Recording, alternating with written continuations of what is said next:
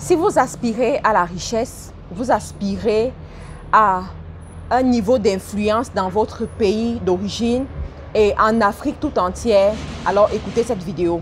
Dans cette vidéo, je partagerai avec vous les 7 secrets de réussite du patriarche Kadji Defoto. Il faut savoir que M. Kadji Defoto est un homme influent qui a été très influent au Cameroun et en Afrique tout entière.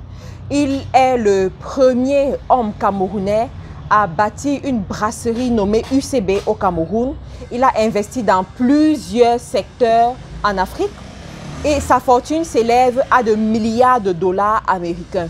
Et dans cette vidéo, je vous parlerai de son histoire, de son parcours et de ses 5 secrets de réussite.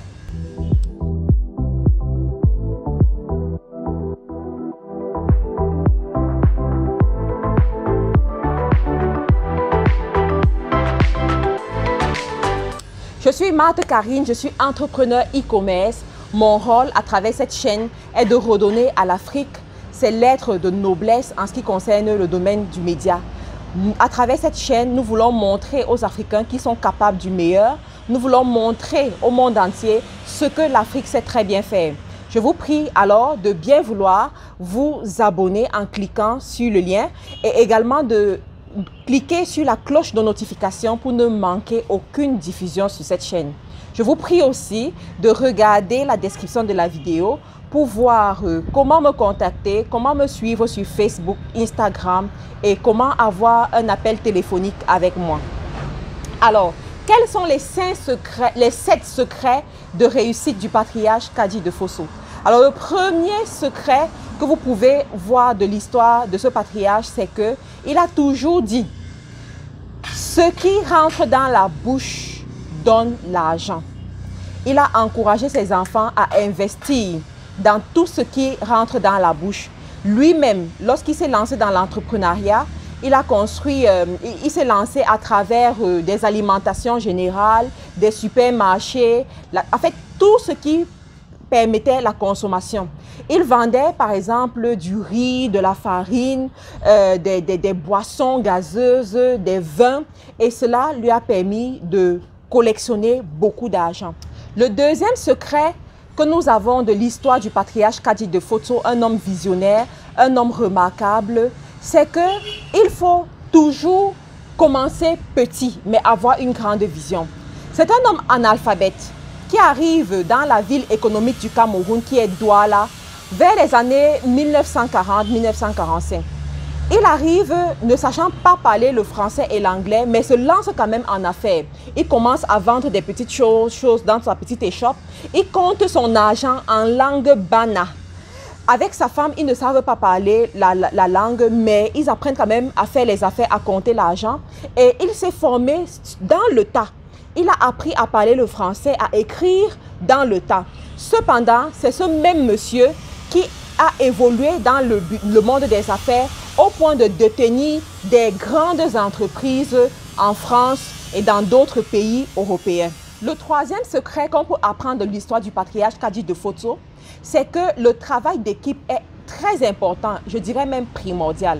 Vous voyez dans l'histoire de Kadji, lorsqu'il commence en tant qu'un petit homme d'affaires, pour grandir, il fait alliance, il fait coalition avec d'autres hommes d'affaires bamileke. Je vais ici informer toute notre communauté qui ne connaît peut-être pas le monde économique camerounais, que le peuple bamileke venant de l'ouest du pays est un peuple qui est connu ici comme des travailleurs, des gens qui aiment beaucoup les affaires.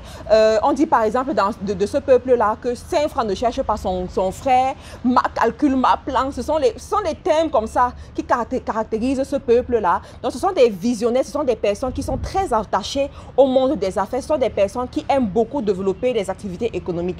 Donc il fait alliance avec les ressortissants de ce peuple-là, à l'instar de du feu Photo Victor, qui est décédé dernièrement, paix à son âme.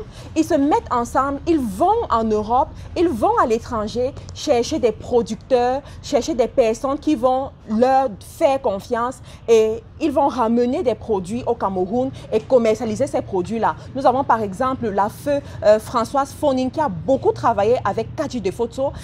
Françoise Foning se lance dans les affaires également grâce à lui parce qu'elle vient prendre des produits chez lui et ensuite elle commercialise ses produits. Et c'est en faisant ça qu'elle gagne le goût des affaires. Donc, il y a déjà cette coalition qu'il a développée qui montre que c'était un leader et qui savait valoriser le travail d'équipe. J'aimerais dire ici que tout ce que je suis en train de vous enseigner ici, c'est ce que j'ai tiré d'un documentaire que j'ai eu à voir de son histoire diffusé sur Vouri TV. Pour ceux qui ne connaissent pas Vouri TV c'est une plateforme de cinématographie africaine, à l'instar un peu de Netflix, qui correspond au monde américain, au monde européen. Mais nous avons Vouri TV que je vous recommande vraiment à regarder. Vous avez le film documentaire de Kadji de Photo, Il a fallu du temps, disponible sur cette plateforme-là que vous pouvez avoir vraiment à prix de rien. Donc, je vous encourage, inscrivez-vous dessus et surtout suivez ce documentaire parce que ce documentaire renferme des pépites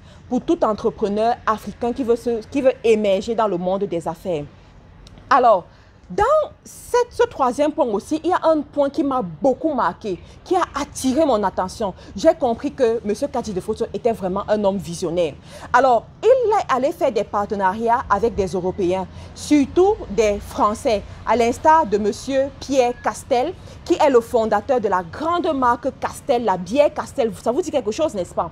Donc, il fait alliance avec ce monsieur qui va leur apprendre comment commercialiser certains produits, comment créer des industries au Cameroun. C'est grâce justement au partenariat avec M. Pierre Castel qu'ils vont fonder la première brasserie Made in Cameroun au Cameroun qui s'appelle UCB. Donc, UCB aura beaucoup de problèmes avec la brasserie du Cameroun qui est détenue aussi avec d'autres Français. Cependant, ils vont réussir à s'imposer et à gagner une belle part du marché. Ils vont développer plusieurs produits, les bières Kadji, les bières, le pamplemousse UCB, le fameux pamplemousse légendaire UCB. C'est un pamplemousse légendaire. Lorsqu'on arrive au Cameroun et qu'on passe la commande de ce pamplemousse, on dit toujours pamplemousse UCB. Donc voilà des produits comme ça qui vont aider la brasserie UCB du Cameroun à se positionner sur le marché et vraiment à attirer la sympathie de la population. Cependant, dans la suite de la vidéo, je vais vous montrer quel est cet élément qui m'a permis de comprendre que M. Kadji de Photo ne fait pas partenariat avec n'importe qui et qu'il ne se laisse pas décourager devant certaines batailles. Je vous parlerai, c'est aussi un point qu'il a démarqué. Le quatrième point que vous allez comprendre de l'histoire de M. Kadji de Photo, c'est qu'il faut diversifier ses investissements. C'est un monsieur qui a commencé à investir dans des échoppes et ensuite des alimentations gros et détail. Ensuite, il a investi dans des supermarchés dignes de ce nom. Ensuite, il est allé dans l'immobilier. Il a construit des grands bâtisses immobiliers avec des standards 5 étoiles. Il a également investi dans l'hôtellerie. Il y a l'hôtel Arkiad qu'ils ont mis sur pied. Il a investi dans plusieurs hôtels au Cameroun, à Douala, à Yaoundé. Il a également investi dans la cinématographie. Il a acheté ou bien il a fait construire des salles de cinéma à l'instar de la salle de cinéma du Capitole et Abia à Yaoundé que beaucoup de jeunes ont connu dans leur enfance ou bien beaucoup de Camerounais ont ça a bercé l'enfance de plusieurs Camerounais. Il investit dans ces salles de cinéma lorsque la télé n'a pas encore pris un essor considérable au Cameroun. Il va même juste à racheter la salle du cinéma Le Vouri à Douala. Il a également investi dans les plantations de cacao-café lorsque le prix était encore alléchant sur le marché. Il investit à ce domaine-là. Il a également investi dans le domaine de l'assurance. Il a également des biens, des sociétés en France, aux États-Unis, en Afrique du Sud. C'est un monsieur qui s'est diversifié dans plusieurs domaines. Même jusqu'à sa mort, il continuait à investir dans de nouveaux domaines. Je suis sûre que s'il était même en vie, en cette année 2020, avec le coronavirus, il aurait investi dans le digital d'une façon extraordinaire. Le cinquième conseil que vous allez apprendre du patriarche Kadji de Fotso, c'est qu'il faut savoir quitter les choses avant qu'elles ne vous quittent. Je vais vous raconter une histoire pour illustrer. Alors, le voici, il investit dans le cacao café, il fait fortune dans le domaine, il vend le kilo cher. À cette période où le cacao café est encore une denrée qui se vend vraiment cher en Afrique. Cependant, il va venir le moment de la dévaluation des prix de cette denrée-là, le moment de la dévaluation du franc CFA également. Beaucoup de producteurs de cacao café sont touchés par cette dévaluation, sauf Kadji de Fotso. Alors, il y a son banquier qui dit, à ce moment, un an avant la dévaluation, Kadji de Fotso s'est retiré du marché. Beaucoup de gens l'ont abordé pour lui demander, mais pourquoi tu te retires du marché? Pourtant, c'est bien, il n'y a aucun risque. Apparemment, tout va bien. Mais Kadji de Fotso leur fait comprendre que tel qu'il est en train de voir les choses avancer, bientôt, les choses ne iront plus aussi bien qu'on est en train de voir. Et l'homme sage doit savoir quitter les choses avant que les choses ne le quittent. C'est pour cela qu'il préfère se retirer. Il a arrêté les productions dans ses plantations. Il a arrêté les contrats qu'il avait avec les partenaires. Il s'est retiré. Et lorsque la dévaluation est arrivée, il n'a pas subi, il n'a pas été touché par ces problèmes-là. Donc, il y a ça. Et également, dans le monde de l'hôtellerie, il a investi dans certains hôtels et à un moment donné, il a décidé de tout arrêter, d'arrêter les activités parce qu'à un moment donné, au Cameroun, on a eu ces moments de villes mortes qui ont affecté les hommes d'affaires. Il était sain et sauf à ce niveau. C'est aussi le cas dans le monde des salles de cinéma. Donc, lorsqu'il investit dans les salles de cinéma, c'est à une période où les Camerounais n'ont pas de télé. Les Camerounais, voilà, ce sont les riches, les très riches, ce sont même les colons installés au Cameroun qui ont les télés. Alors lui, il investit dans ce domaine-là et ça fait en sorte qu'il fait venir des grands comme les Johnny Hallyday, vraiment des personnes qui ont des grands noms dans ce monde-là qui viennent jouer au Cameroun et il se fait beaucoup d'argent, il se fait une fortune, il développe même d'autres produits dérivés grâce aux salles de cinéma. S'il vous plaît, allez suivre le documentaire sur Vouri TV. J'ai passé peut-être 2 heures de mon temps à suivre ce documentaire. C'était vraiment riche, vraiment alléchant. Ça m'a donné beaucoup d'idées. Ça m'a permis de comprendre le personnage. Allez suivre ce documentaire pour mieux comprendre ce que je suis en train de vous dire ici. Ce que je vous dis n'est rien comparé à ce que le documentaire vous enseigne sur Vouri TV. Donc, lorsque on introduit les télés dans l'atmosphère camerounaise, dans l'environnement camerounais, alors les gens ne voient même plus l'importance d'aller dans les salles de cinéma. À ce moment, le cinéma est en train de chuter. Mais le patriarche avait vu ça venir. Il se retirait des salles de cinéma. Il n'a plus investi comme il le faisait auparavant. Donc, il sait quitter les choses avant qu'elles ne le quittent.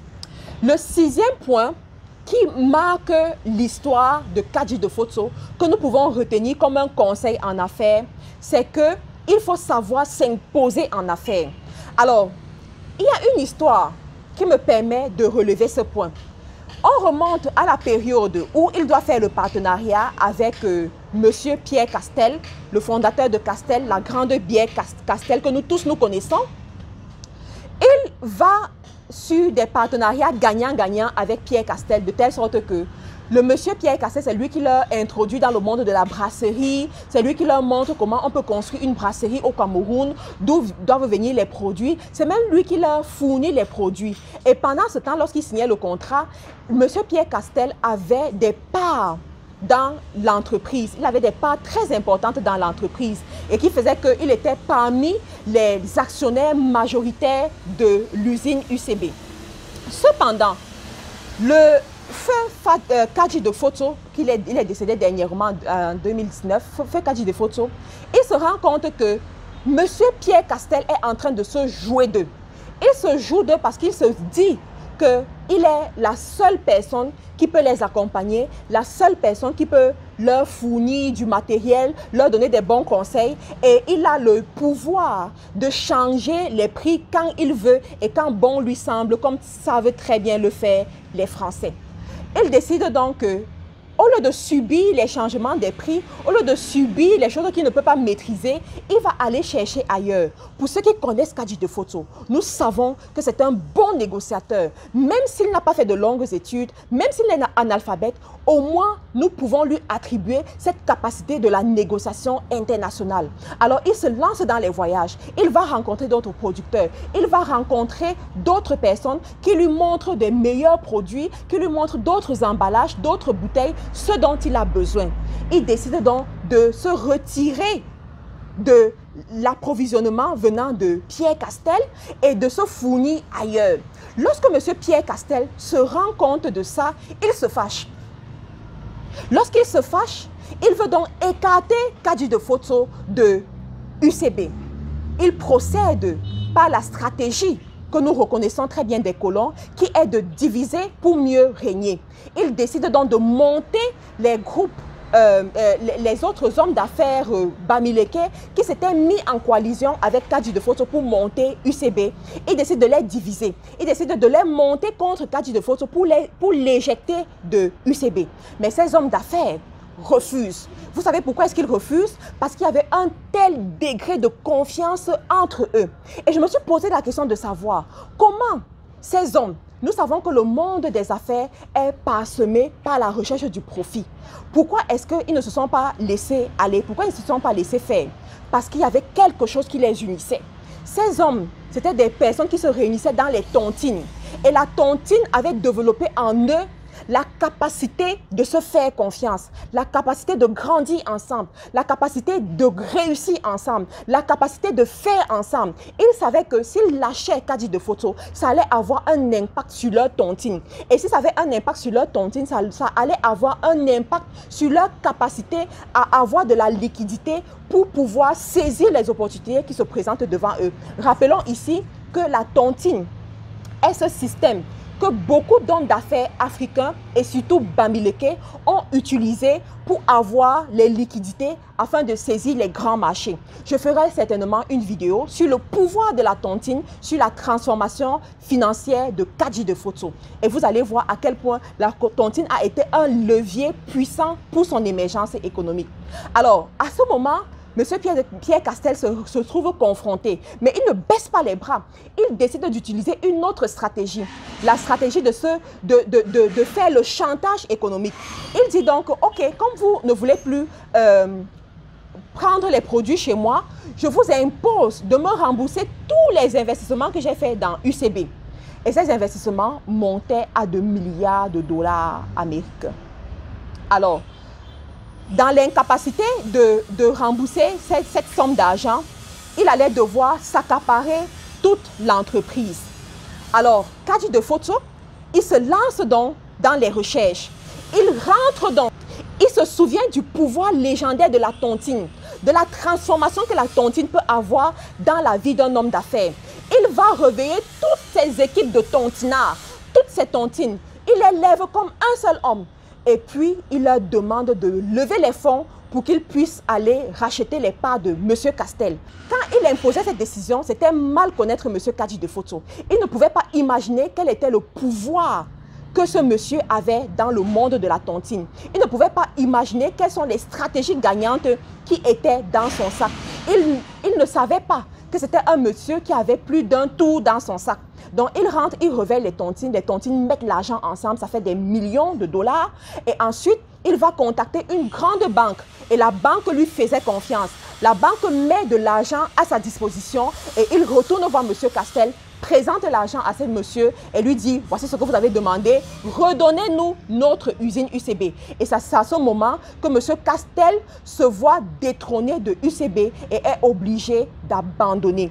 Et voilà, UCB retourne entre les mains de Kajy de Photo ainsi que les autres hommes d'affaires qui avaient fait coalition avec lui. Cet exemple m'a fait comprendre que c'est un monsieur, et vous allez voir dans le documentaire, M. Castel relate lui-même cette histoire et qualifie Kajy de Photo comme un monsieur hargneux, comme un monsieur qui n'abandonne pas devant l'adversité. Ce conseil, c'est pour nous apprendre de ne jamais avoir peur de ses partenaires, de ne jamais avoir peur d'une personne sur la base de sa couleur de peau ou bien sur la base du pouvoir qu'il semble monter. Il faut toujours avoir des stratégies auxquelles notre adversaire ne s'attend pas. Et c'est ce que M. Kadji de Photo a eu à faire. Le 7e conseil que nous pouvons avoir de l'histoire du patriarche Kadji de Photo, c'est qu'il faut savoir investir avec la famille. Vous allez voir, c'est un monsieur qui a eu plusieurs enfants et plusieurs petits-enfants. Aujourd'hui, son entreprise est quittée entre ses mains pour la première génération de ses enfants et ensuite la deuxième génération de ses petits-enfants. Ils investissent ensemble. Ces petits-enfants témoignent qu'il a investi dans leur éducation. Il cherchait toujours les meilleures écoles pour les envoyer là-bas. Il a investi en les envoyant fréquenter dans les grands pays développés comme les États-Unis, la France et également la Chine. Ils ont étudié là-bas. Une chose qui m'a marqué avec ses enfants, il disait toujours qu'il avait fait les écoles de commerce. Si lui, il a réussi dans l'entrepreneuriat étant un analphabète, ses enfants doivent réussir en étant des scientifiques. Donc, ils sont allés faire des grandes études de commerce et ils sont revenus prendre les rênes des entreprises. De l'autre côté aussi, il y a plusieurs personnes qui ont fait le témoignage en disant qu'une chose qui était primordiale dans l'éducation des enfants Kadji, c'est le respect. Ils savaient respecter les aînés. Ils savaient travailler. C'était des bons travailleurs. Chez M. Kadji de Photo, à 7 h du matin, vous ne pouvez pas venir voir un enfant encore au lit ou un enfant qui n'est pas encore prêt à aller travailler. Il y a même une de ses filles qui a dit qu'elle était très fâchée contre son père parce que lorsqu'elle a fini ses études, son père lui a demandé de commencer au bas niveau de l'entreprise. Elle s'attendait à travailler dans un bureau climatisé, mais il lui a demandé d'aller vider les camions tard dans la nuit. De 18 h à 22 h, elle devait vider les camions. Et une jeune fille. Et elle trouvait ça très dur. Mais plus tard, elle a compris que son père avait bien fait parce qu'elle avait besoin de passer par là pour grandir en affaires. Son père lui envoyait aussi au marché Mbopi faire les négociations. Et c'est au marché Mbopi qu'elle a appris à parler la langue Bana.